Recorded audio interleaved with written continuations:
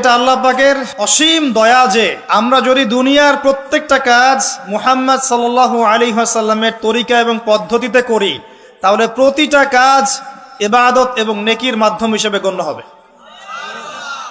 সকালবেলা উঠেছেন, ঘুম থেকে উঠলেন, উঠে দোয়া পড়লেন। কি দোয়া পড়লেন? আলহামদুলিল্লাহিল্লাযী আহিয়ানা বা'দা মা আমাতানা ওয়া ইলাইহিন নুশুর। মাশাআল্লাহ। ঘুমানোর সময় কি পড়েছিলেন?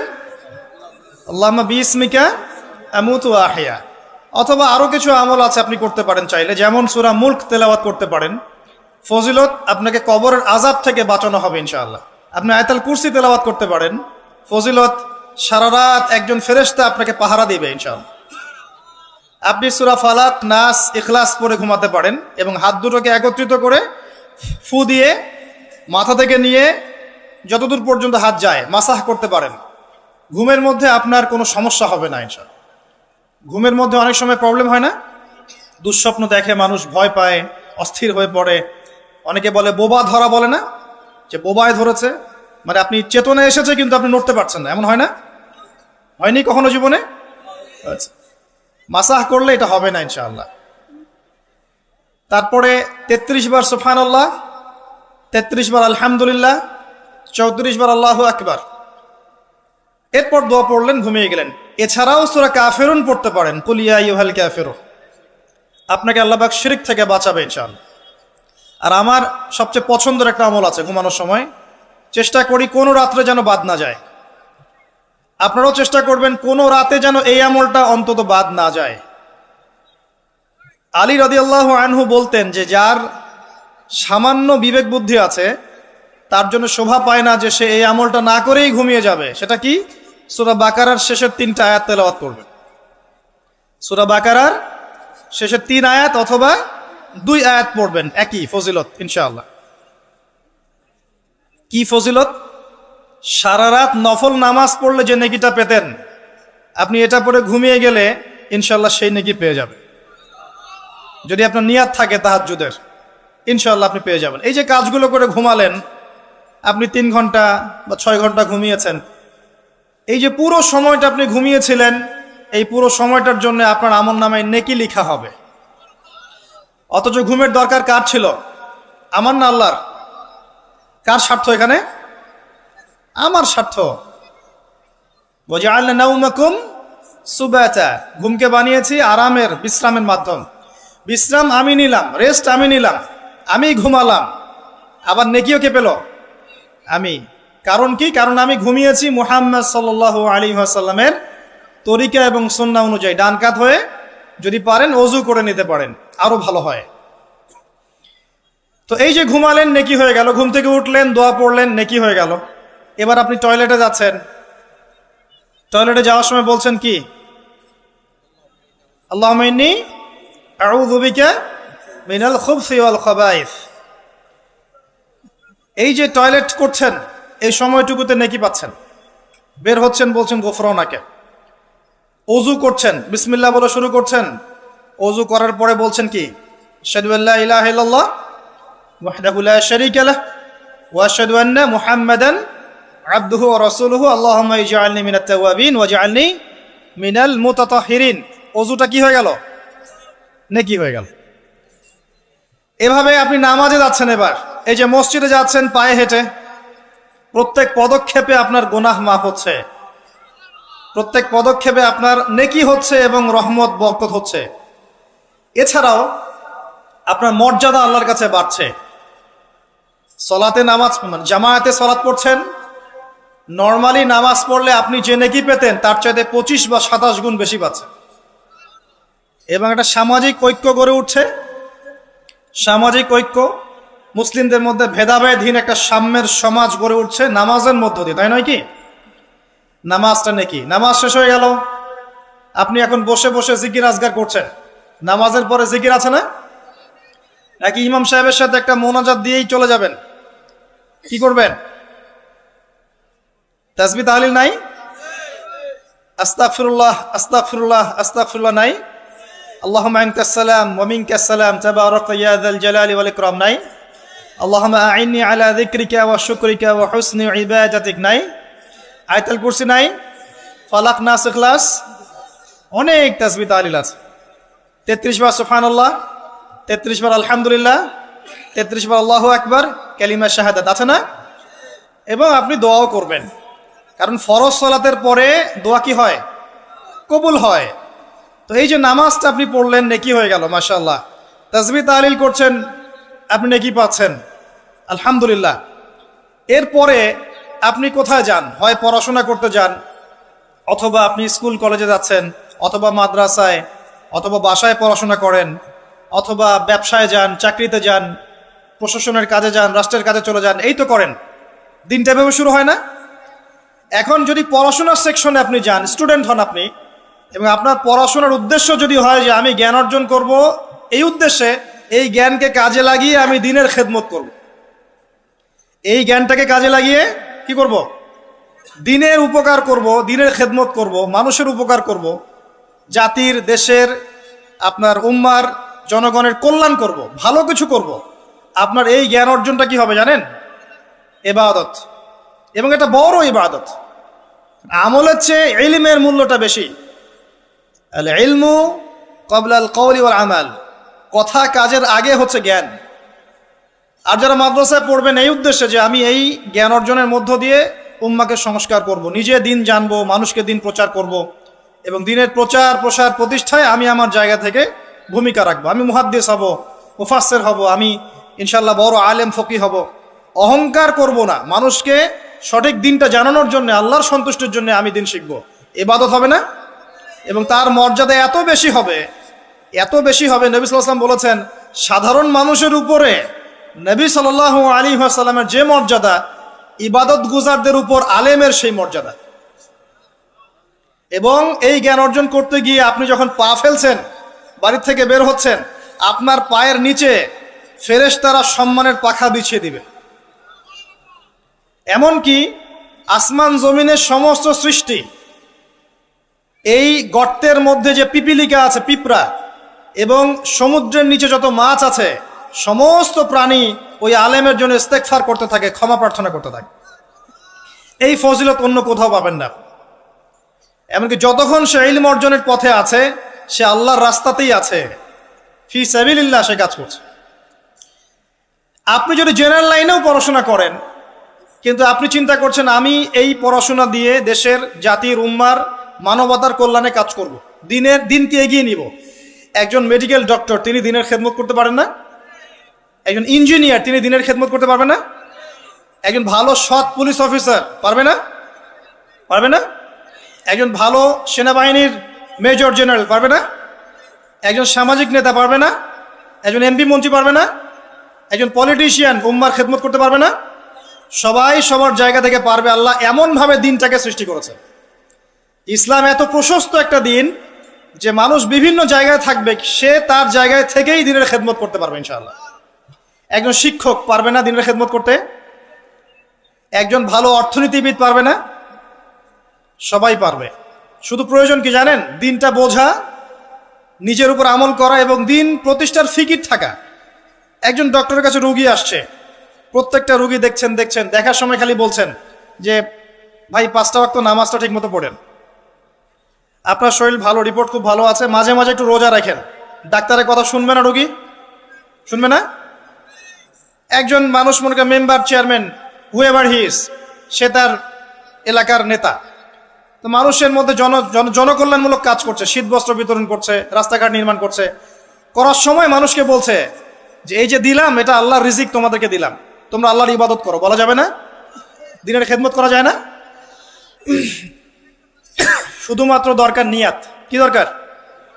নিয়াত, এবং জানা যে আমার কাজের প্রতিদানটা কি। এই যে আমি কাজগুলো করছি, এর প্রতিদান হচ্ছে আল্লাহ পরকালে আমাকে জান্নাত দিবেন ইনশাআল্লাহ। দুনিয়াতে আমি কি পাই না পাই সেটার হিসাব পরে, পরকালে আল্লাহ পাক আমাকে জান্নাত দিবেন ইনশাআল্লাহ। এভাবে আপনি আপনার জীবনের প্রতিটা কাজকেই ইবাদত বানাতে পারেন। ওয়ামা খালাকতুল জিন্না ওয়াল ইনসা ইল্লা লিয়াবুদুন। নাস্তিকদের কথার জবাব পেয়েছেন? এটা অন্য ধর্মের ক্ষেত্রে প্রযোজ্য, যে শুধু ইবাদত বন্দেগী বা পূজা অর্চনা তারা যেটা করে এটাই ইবাদত বলে গণ্য হয়, কিন্তু ইসলামের মধ্যে প্রতিটা কাজই ইবাদত বলে গণ্য হয় যদি আপনি প্রতিটা কাজ নবী সাল্লাল্লাহু আলাইহি ওয়াসাল্লামের তরিকা এবং সুন্নত মোতাবেক করতে পারেন। আমার কথা কি বোঝা আছে ভাই? আলহামদুলিল্লাহ। এবার ধরেন আপনি বাসায় ফিরে আসলেন, মাঝখানে জোহরের নামাজ পড়েছেন, আসরের নামাজ পড়েছেন জামাতে, জামাত যদি ছুটে যায় বাসায় জামাত করেছেন, বা আপনার অফিসে জামাত করেছেন, ব্যবসা প্রতিষ্ঠানে জামাত করেছেন, অথবা একাই হয়তো পড়তে বাধ্য হয়েছেন, পড়েছেন, নামাজ পড়েছেন। নামাজ পড়ার পরে আপনি সন্ধ্যায় বাসায় ফিরে আসলেন। বাসায় ফিরে আমরা কি করি? পরিবারকে সময় দেই না? ওখানে খাওয়া দাওয়া করি, গল্প গুজব করি, পরিবারকে সময় দেই। এখন অবশ্য এই সময় দেওয়ার প্রবণতা কমে যাচ্ছে, সবার হাতে হাতে এখন স্মার্টফোন। একটা বাসায় 10টা জগৎ, আর একটা বাসায় 10টা মেম্বার, 10 জনের 10টা ফোন, 10টা আলাদা আলাদা পৃথিবী একটা বাসার মধ্যে। আগে ওই যে টেলিভিশন ছিল না, এখন তো টেলিভিশন উঠে যাচ্ছে, তাই না? আগে যখন টেলিভিশন ছিল, টেলিভিশন কিন্তু ড্রয়িং রুমের মধ্যে ছিল, মনে আছে? মানে বাসার সব মেম্বার একসাথে বসে টিভি দেখতো। এখানে কিন্তু অশ্লীলতার পরিমাণটা একটু কম ছিল, চাইলে যে কোনো চ্যানেল সে দেখতে পারবে না, পারবে? পারবে না। এখন ঘরে ঘরে স্মার্টফোন, ও যা ইচ্ছা তাই করতে পারে। আমরা হয়তো মনে করছি বাসা থেকে টিভি সরিয়ে দিয়েছি, একটা জিহাদ করেছি, মাশাল্লাহ। ওই টিভি সরিয়ে যে ঘরে ঘরে আবার একটা জেনার মেশিন ঢুকিয়ে দিয়েছি, এটা বুঝতে পারছি না। তো এই যে পরিবারকে সময় দেয়া, এটা কিন্তু ইবাদত। পরিবারের খোঁজ খবর নেয়া, স্ত্রীর সাথে কথোপকথন করা, পরিবারের সমস্যাগুলোকে ডিল করা, একসাথে খেতে বসা, একসাথে এক দস্তরখানায় খেতে বসা, প্রয়োজনে বড় প্লেট নেওয়া, প্লেটের চারপাশে সবাই মিলে খাবে, এটাও সুন্নাহ। এতে করে মহব্বত বাড়বে, খাবারে বারাকা হবে। আমরা কিন্তু এগুলো পালন করি না, সংস্কৃতি নাই আমাদের মধ্যে, চর্চা নাই। বাচ্চা কাচ্চাদেরকে সময় দেই না। বাচ্চা কাচ্চাকে পিতা মাতা সময় না দিলে এই বাচ্চা কার কাছে মানুষ হবে? কাজের বুয়ার কাছে মানুষ হবে, তাই না? অথবা ডে কেয়ার সেন্টারে মানুষ হবে। তো এই কার কাছ থেকে ভদ্রতা শিখবে? সে তো তাদের মানসিকতাতেই গড়ে উঠবে। তো বাচ্চা কাচ্চাদেরকে সময় দেয়া, পরিবারের সদস্যদেরকে সময় দেয়া ইবাদত। নবী করিম সাল্লাল্লাহু আলাইহি ওয়াসাল্লাম তার স্ত্রীর কোলে মাথা রেখে শুয়ে থাকতেন, ইবাদত। মাথা রেখে শুয়ে তিনি কোরআন তেলাওয়াত করতেন। আমরা যারা বৈবাহিক জীবনে আছি, কখনো করেছি? মাশাআল্লাহ। কয়বার করেছেন? বেশি করতে যায় না, বেশি করতে গেলে আবার সমস্যা আছে। সবকিছুর একটা কি আছে? লিমিট আছে। বেশি করতে গেলে ব্যক্তিত্ব কমে যাবে, তখন দেখবেন আপনার উপর খবরদারি করছে। ভারসাম্য বজায় রাখতে হবে। যাই হোক, এমনকি তিনি বলেছেন, আয়েশা রাদিয়াল্লাহু আনহা তিনি বলেছেন যে আমি যে গোশতের টুকরাটা খেতাম, নবী সাল্লাল্লাহু আলাইহি ওয়াসাল্লাম ওইখানেই মুখ দিতেন যেখানে আমি ছিঁড়েছি। এবং রাতের বেলা দৌড় প্রতিযোগিতা করেছেন স্ত্রীর সাথে। প্রথমবার আয়েশা রাদিয়াল্লাহু আনহা জিতেছিলেন, পরে কয়েক বছর পর তিনি তাকে হারিয়ে দিয়েছেন, দিয়ে বলেছেন, আয়েশা আমি তোমাকে আজকে হারিয়ে দিলাম। এই যে সুন্নাহ, পারিবারিক সুন্নাহগুলো আমাদের মধ্যে উঠে যাচ্ছে না ভাই? পরিবারের সবার সাথে সময় দিতে হয়, খোঁজ খবর নিতে হয়, কথাবার্তা বলতে হয়। স্পেশালি বাচ্চাদের ব্যাপারে খেয়াল রাখতে হয়। বাচ্চা কাচ্চা যারা আছে এরা কাদের সাথে মিশছে, কাদের সাথে মিশছে, কাদের সাথে খেলছে, যে স্কুলে পড়ছে ওর পরিবেশটা কেমন, যে মাদ্রাসা যাচ্ছে ওর পরিবেশটা কেমন, ওকে কারা পড়াচ্ছে, কাদের কাছ থেকে দিন শিখছে, সে কাদের কাছ থেকে ইলম শিখছে, এগুলো জানা দরকার আছে। পরিবারের ব্যাপারে সচেতন থাকতে হবে। এই কারণে আল্লাহ পাক বলেছেন, কু আনফুসাকুম ওয়া আহলিকুম নারা, নিজে পরিবার, নিজে জাহান্নামের আগুন থেকে বাঁচো, পরিবার বর্গকে বাঁচাও। কিন্তু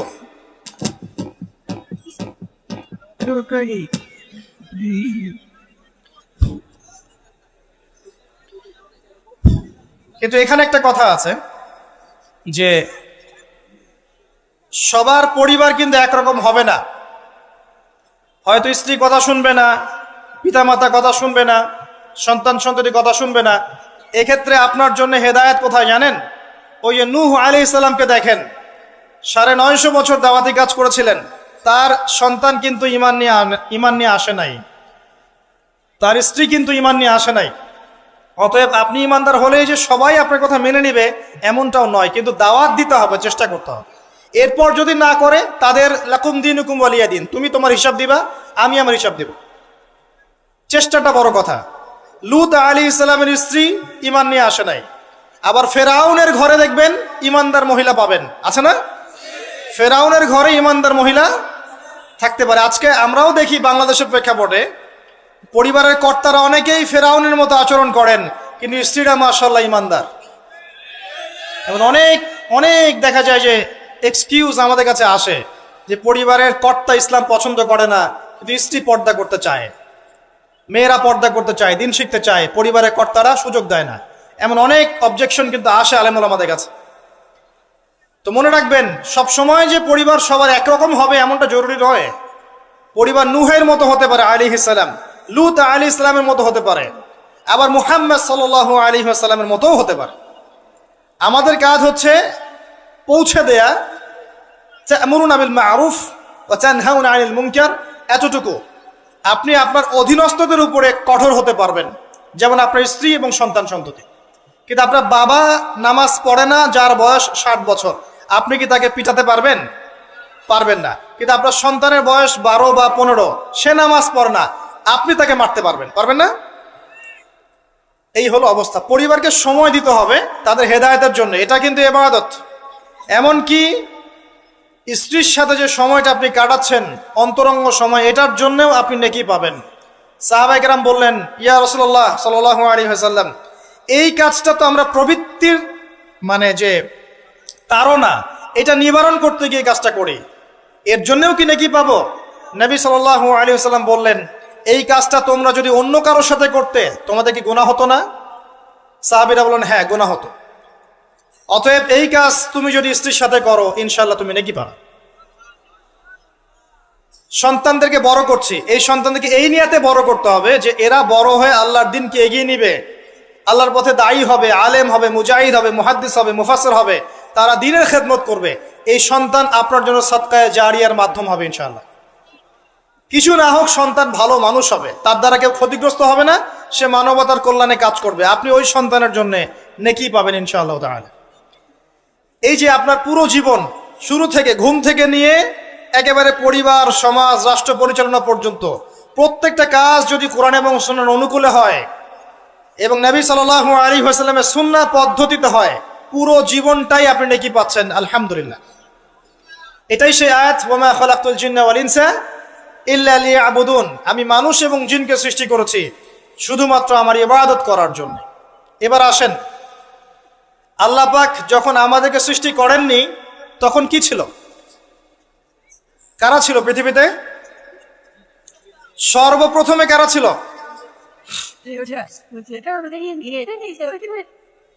পৃথিবীতে আমরাই প্রথম প্রজাতি নই। আমরা তো এখন মনে করি যে পৃথিবীটা আমাদের, তাই না? আমরা এলিয়েন খুঁজে বেড়াই, অন্য গ্রহে প্রাণী আছে কিনা, অথচ বোকা মানুষরা নিজেই জানে না যে এই পৃথিবীর আমরাই বাসিন্দা ছিলাম না, আমাদেরকে জান্নাত থেকে এই পৃথিবীতে পাঠানো হয়েছে। মানুষের অস্তিত্বই ছিল না। সূরা দাহর পড়েন 1 নম্বর আয়াত, আল্লাহ পাক বলছেন, হাল আতা আলাল ইনসান হিনুম মিনাদ দাহরি লাম ইয়াকুন শাইআম মাযকুরা, মানুষের উপর একটা সময় চলে গেছে যখন মানুষ কোনো আলোচ্য বিষয় ছিল না। এখন সারা ওয়ার্ল্ডের দিকে তাকালে মনে হয় যে মানুষই সবকিছু, তাই না? অথচ মানুষের বাইরে যে একটা জাতি আছে, জিন জাতি, এটাকে বিশ্বাসই করে না মানুষ। মানুষের আশপাশে ঘুরছে ফেরেশতারা, মানুষ বিশ্বাসই করে না। আল্লাহ পাক আছেন আরশে আজিমে, তার উপরে, মানুষ বিশ্বাসই করে না যে আল্লাহ বলে কেউ আছে। মানুষ মনে করে বিগ ব্যাং থেকে সব সৃষ্টি হয়েছে। হ্যাঁ, অনেক মানুষ মনে করে যে আল্লাহ বলতে কেউ নাই, সবকিছু বিগ ব্যাং থেকে সৃষ্টি হয়েছে। অথচ আল্লাহ পাক কোরআনে বলেছেন, আওয়ালাম ইয়ারাল্লাযীনা কাফারু, সূরা আম্বিয়া 30 নম্বর আয়াত, আন্নাস সামাওয়াতি ওয়াল আরদা কানাতা রাতকান ফাফাতাকনাহুমা, কাফেররা কি লক্ষ্য করে দেখে না এই মহাবিশ্ব এবং পৃথিবী একটা বিন্দুর মধ্যে ছিল, আমি এটাকে পৃথক করে দিয়েছি, পার্থক্য করে দিয়েছি।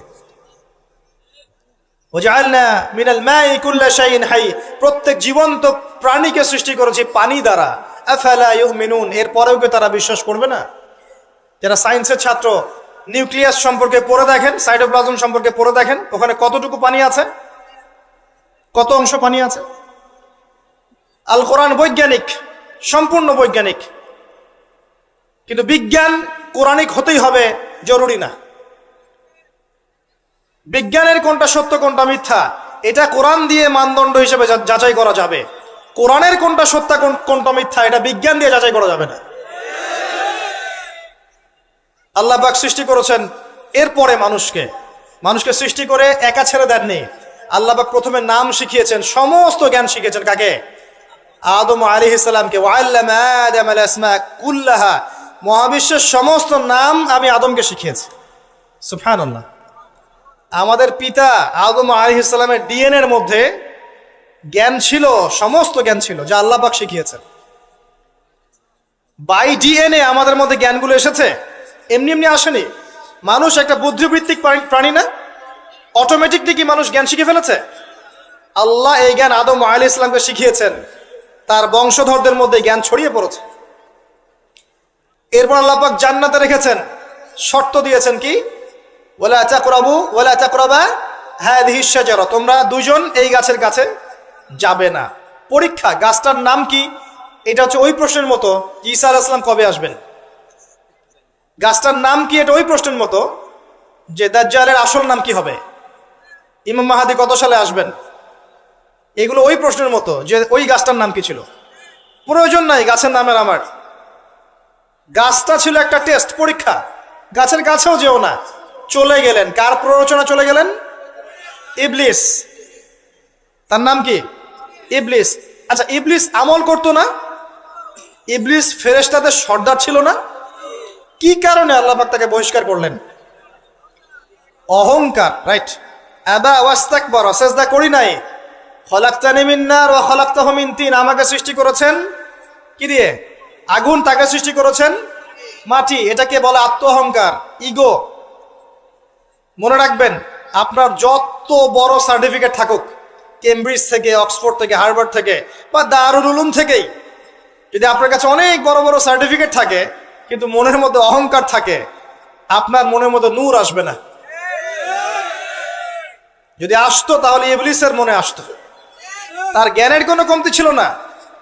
ওয়াস্তাকবারা, সে অহংকার করেছিল। আর অহংকার কাকে বলে? মাতারুন নাস মাতারুল হক ওয়া গামতুন নাস, সত্যকে প্রত্যাখ্যান করা এবং অন্যদেরকে ছোট করা, আন্ডার এস্টিমেট করা। আর আমাদের সংস্কৃতি এখন হচ্ছে অন্যকে আন্ডার এস্টিমেট করা। আমাদের চরিত্রই হয়ে গেছে এমন, গীবত, তোহমত, অপবাদ, সমালোচনা, কাদা ছড়াছড়ি, চুল ছেঁড়াছেড়ি, এগুলোই সংস্কৃতি। যতক্ষণ আমরা এই কাজগুলো করতে থাকি ততক্ষণ ওই যে ইসরায়েল, সে আরো 10টা মিসাইল বানিয়ে ফেলে। এই জন্যই বলি যে আমরা মাঝে মাঝে জিলাপি খাই, খোরমা খাই, আর তারা তাদের কাজের দিকে এগিয়ে যায়। প্রথম দিকে হালুয়া রুটি বলেছিলাম, অনেকে রাগ হয়েছিল, ওই জন্য হালুয়া রুটি শব্দটা বলি না, আর বলি জিলাপি আর খোরমা খাই। এখন অনেকে রাগ হয় না। তো বাস্তবতা এমন ভাই, শোনেন, এই জায়গায় 1 মিনিট সময় দেন। একটা সময় ছিল, এই জায়গাটা খুব ভালো করে শোনেন। একটা সময় ছিল, আবু বকর সিদ্দিক রাদিয়াল্লাহু আনহুর যুগ, ওমর ইবনুল খাত্তাব, উসমান বিন আফফান, আলী ইবনে আবি তালেব, উমাইয়া খেলাফত, আব্বাসীয় খেলাফত, ফাতেমি, মামলুক, কর্ডোভা, উসমানীয়, এই যে খেলাফত ছিল। স্বর্ণযুগের মধ্যে ইসলাম বেশি ছিল, আস্তে আস্তে ইসলাম কমতে থাকে, কিন্তু অ্যাটলিস্ট মুসলিমদের একটা শক্তি ছিল, মুসলিমদের একটা ল্যান্ড ছিল, একটা ইমারত ছিল, একটা জামাআত ছিল, খেলাফা ছিল, আমির ছিল, ইকোনমিক পাওয়ার ছিল, প্রযুক্তি ছিল, সামরিক বাহিনী ছিল, সব কিছু মুসলিমদের হাতে ছিল। এরপর একটা যুগ আসলো, এই যুগের বয়স বেশি দিন না, 100, 200, 300 বছর। এই লাস্ট 200-300 বছরে দেখবেন আপনি নো স্টেট, কোনো স্টেট নাই। যেগুলো আছে সেগুলো টুকরা টুকরা, পিস আপ করা, ব্রিক্স অ্যান্ড পিসেস, মানে টুকরায় টুকরায় ভাগ করা হয়েছে। কারোর সাথে কারো মহব্বত নাই। মানে ওই দেশের মানুষ মরলে এই দেশের মানুষ হাসে। এখানে আঘাত আসলে ওরা বলে যে আমি তো বাংলাদেশি না, তো বাংলাদেশের ব্যাপারে আমার নাক গলানোর দরকার নাই। তারপরে যদি সিরিয়ায় কেউ বোম মারে, পাকিস্তানের কেউ বলে ওরা তো সিরিয়ার মানুষ, আমাদের সাথে কি সম্পর্ক। প্যালেস্টাইনে কেউ মা বোনদের ইজ্জত নিলে ইরাকের মানুষ বলে যে ওরা তো প্যালেস্টাইনের, আমরা তো ইরাকের। ইউনাইটেড কোনো ফর্ম নাই, প্রথম কথা। না কোনো ইউনাইটেড নেশন, না কোনো খেলাফা, না আমির, না সবার মাঝে একটা হৃদ্যতা, না ইকোনমিক কোনো বেস, না স্বতন্ত্র মিডিয়া, প্রযুক্তি, স্বতন্ত্র সিস্টেম, স্বতন্ত্র political system, economic system, media, প্রযুক্তি, আপনার সমরাস্ত্র, ওভারঅল যে বিষয়গুলো আমাদের ছিল স্বর্ণযুগে, এগুলো লাস্ট 200-300 বছরে অনেকটা কমে গেছে। এবং যখন কমে গেছে এই সময়টুকুর মধ্যে ইসলামের বিরোধী শক্তি যারা আছে, স্পষ্ট প্রকাশ্য বিরোধী শক্তি যারা ভিতরের বাইরের, এরা এই প্রত্যেকটা সেক্টরে উন্নতি করেছে। আর আমরা এই মূল জিনিসগুলো দিকে ফোকাস না করে পড়েছিলাম কোথায়? আপোষের গীবত, আমাদের তহমত, আপোষের কাদা ছড়াছড়ি। একটা নেশনের মধ্যে সবাই ভাই না আমরা? একটা নেশন মানে একটা নেশনে কি থাকে? ল্যান্ড থাকে, ভূখণ্ড লাগে, সার্বভৌমত্ব লাগে, জনসংখ্যা লাগে, তারপর কি লাগে? এগুলো লাগে না? সরকার লাগে, চারটা বিষয় দরকার হয়। রাষ্ট্রের সঙ্গে এগুলো পাবেন। ওভারঅল দেখবেন গভর্নমেন্ট থাকবে, প্রশাসন থাকবে, জনগণ থাকবে, আলেমোলামা থাকবে, যুব সমাজ থাকবে, তরুণ প্রজন্ম থাকবে, যুবতীরা থাকবে, বাচ্চা কাচ্চা থাকবে। এই হচ্ছে আপনার প্রজন্ম, একটা নেশন। এই নেশনের সবাই আমরা একে অপরের ভাই নই? আমরা সবাই এক জাতি না? নাকি সবাই সবাই শত্রু? আমরা কি কেউ কারো শত্রু? আমরা সবাই ভাই না? আমরা সবাই কিন্তু একটা জাতি। খেয়াল করে দেখেন এখন এই এক জাতির কনসেপ্টটার মধ্যে কত ভাটা পড়েছে। এক ধর্মনেতা আর এক ধর্মনেতাকে দেখতে পারে না, এক বক্তা আর এক বক্তার সমালোচনা না করলে ভাত হজম হয় না। এক ভাই একটা দল করে, আরেক ভাই আরেকটা দল করে, এই ভাই এই ভাইয়ের ক্ষতি না করতে পারলে ঘুম হয় না। আমরা কি আপোষেই লড়াই করছি না? আমরা কি একে অপরের সাথে লড়াই করে সময় নষ্ট করছি না? পক্ষান্তরে আমাদের স্পষ্ট যারা শত্রু দেখেন ওয়ার্ল্ড ওয়াইড, তারা কি একত্রিত হয়ে আমাদের বিরুদ্ধে নাই? এই সহজ বাংলা কথাটা আমাদের বুঝে কেন আসে না যে আমরা সবাই এক, আমরা সবাই মুসলিম, এটাই আমাদের মৌলিক পরিচয়। আমরা সবাই মুসলিম, এটা আমাদের মৌলিক পরিচয়। আমাদের মধ্যে আল্লাহ পাক কাউকে কর্তৃত্ব দিয়েছেন, কাউকে অধীনস্থ করেছেন, কাউকে আল্লাহ পাক ইলম দিয়েছেন, জ্ঞানের শরীয়তের, কাউকে দেন নাই। কাউকে তরুণ বানিয়েছেন, কাউকে তরুণী বানিয়েছেন, কাউকে বৃদ্ধ বানিয়েছেন, কাউকে যুবক বানিয়েছেন। কেউ ঘর সামলাচ্ছে, কেউ সমাজ সামলাচ্ছে, কেউ অর্থনীতি সামলাচ্ছে, কেউ রাষ্ট্র সামলাচ্ছে। সবাই কি আমরা একে অপরের ভাই নই? নাকি আমরা সবাই একে অপরের শত্রু? আমরা কি করেছি?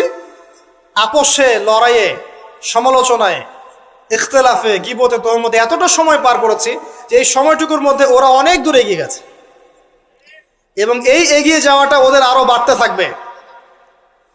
কারণ কিছু পাপের শাস্তি আমাদেরকে পেতে হবে দুনিয়ায়, কিছু ভুলের শাস্তি আমাদেরকে দুনিয়ায় পেতে হবে ইনশাল্লাহ। এরপর একটা প্রজন্ম আসবে যারা এই ভুলগুলো করবে না ইনশাল্লাহ। বিশ্বাস করেন, এরপরে ইনশাল্লাহ এমন কোন প্রজন্ম আসবে, ইস্তাবদিল কওমান গায়রাকুম। আল্লাহ পাক বলেছেন, তোমরা যদি দায়িত্ব পালন না করো, তোমাদেরকে আমি সরিয়ে দিয়ে নতুন সম্প্রদায়কে নিয়ে আসবো। সুম্মা লা ইয়াকুনু আমসালাকুম, তারা তোমাদের মতো হবে না।